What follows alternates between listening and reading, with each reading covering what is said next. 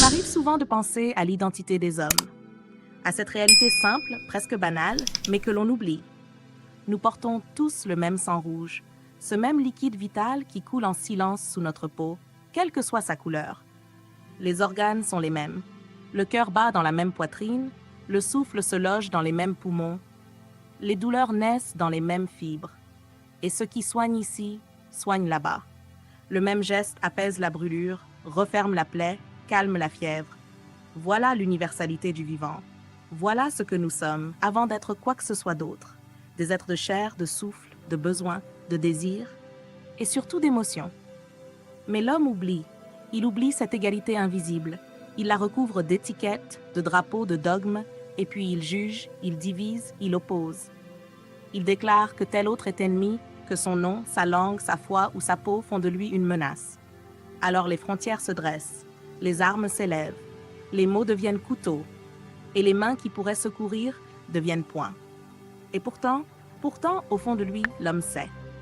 Il sait ce qu'il est capable de donner, car il suffit parfois d'un frisson d'un instant pour que son cœur s'ouvre. Il suffit d'un cri, d'une peur, d'un silence trop lourd, et soudain, sans réfléchir, l'homme agit. Il tend la main, il porte, il console, il protège, et il ne demande rien. Il ne demande pas d'où vient l'autre, ce qu'il croit, ce qu'il pense ou ce qu'il possède. Il agit simplement par humanité. C'est là le mystère de notre espèce, capable du pire et pourtant sans cesse racheté par un simple geste. Un geste pur, sans bruit, sans gloire, mais qui fait toute la différence. Je pense à cette intelligence que l'homme revendique tant, cette intelligence qui bâtit, qui invente, qui transforme le monde, mais aussi cette intelligence qui détruit, qui calcule, qui soumet. À quoi sert-elle si elle ne nous rend pas plus humains? À quoi bon savoir tant de choses si l'on ne sait pas reconnaître l'autre en soi?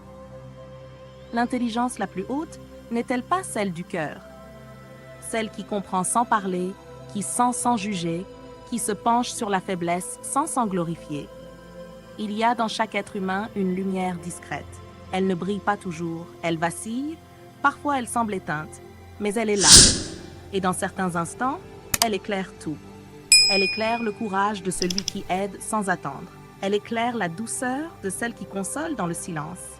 Elle éclaire les bras ouverts, les cœurs disponibles, les esprits éveillés à la souffrance des autres.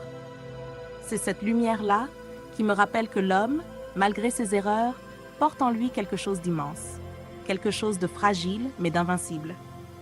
L'humanité n'est pas un rêve lointain, elle existe. Chaque fois qu'un être humain choisit de ne pas détourner le regard, chaque fois qu'il se souvient que l'autre, quel qu'il soit, est un semblable, pas un étranger, pas un obstacle, pas un chiffre, mais un frère. Et tant que ce souvenir habite un seul cœur, l'espoir n'est pas perdu.